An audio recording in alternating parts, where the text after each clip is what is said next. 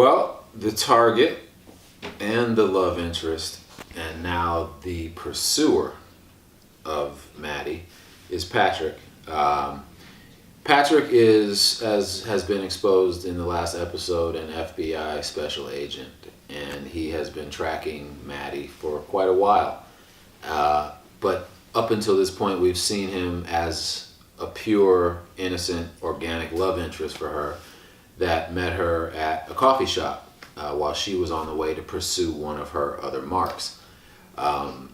They have a real chemistry, they have a real connection, and both of them now are conflicted as to, what they should really be doing. Maddie, she knows that because the doctor and her team have put her on Patrick, she's supposed to be trying to get him, but she really cares about him. Patrick, obviously he's FBI, he's supposed to be trying to get her, he's beginning to care. So you can see where these conflicts are going to be juicy for the viewer. Well, it wasn't necessarily the fact that it was a dark comedy that intrigued me. It was the fact that I was going to be working with Paul Edelstein and Adam Brooks. And when I walked into the room for the audition, it was such a warm feeling in that room. And I was familiar with Paul's work, and I'd known Adam's stuff as well. So just the opportunity to work with a couple of producers and writers and directors that were top-notch guys and very, very capable with all of the things that they were putting on the table. Preparation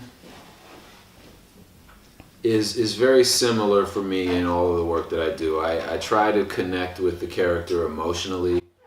I try to explore the circumstances that the character is going to be in and suss out my own emotions and how I would live in that circumstance. Being Mary Jane was, David was a character that was well on his way to success business-wise, but couldn't find the right page to be in love with Mary Jane. And Patrick is different in respect that he's already a star in his field, and he isn't necessarily looking for love, not really caring about love, but just happens to find it. They're different guys in that respect. I took a drama course in school while I was playing baseball at college. And I got a lot of really positive feedback from the professor, and he suggested that I consider doing acting for a living. And being the young, cocky baseball player that I was like, oh man, I'm going to be a pro baseball player. I'm not going to be needing that. And he said, well, just keep it in your back pocket. You never know what can happen. And sure enough, my baseball career lasted 3 years professionally, and at the end of it, I knew at the end of baseball that I wanted to try acting, and at the end of the third year, when I got released by Baltimore, I was sitting in my kitchen fielding calls from other teams to try to see if I wanted to continue to play. And I kept hearing, I've said this many times, I kept hearing what I say was God's voice in my head saying, it's time, it's time, it's time. And I took that to mean that it was time to transfer off of the baseball train onto the one that would take me to my ultimate destination. And so I just packed up everything, threw it in a rental car, and drove to LA and slept on my college buddy's couch for a couple of months until I could get situated, and the rest, as they say, is history. I have. Well, I've dealt with a couple, and I've dealt with them in different ways. Some ways we're not going to discuss here. Other ways have found us in litigation. There's nothing, in my opinion, worse than a fraud. If you're claiming to be something, be it. And if you're aspiring to be something. Don't fake like you are. Go make yourself that something. Imposters in real life are they're like the fly in the ointment.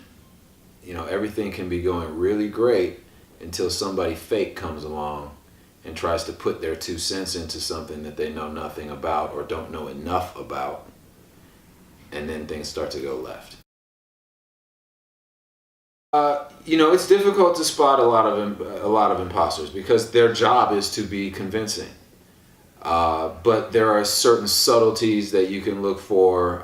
Let's say you're dealing with a music industry person and they're telling you how great they can be for your career. You're a young rapper and they're trying to put you on. You know, look at the way they present themselves. Look at their shoes. Look at the accessories that they use, jewelry wise, watches, bracelets, these things. You can tell a lot about somebody by the way they present themselves, and a lot of imposters will try to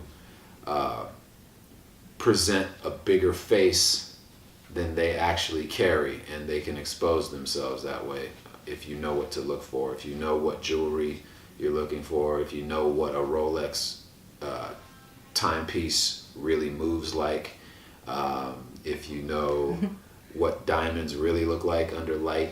You know, it's kind of easy to spot them.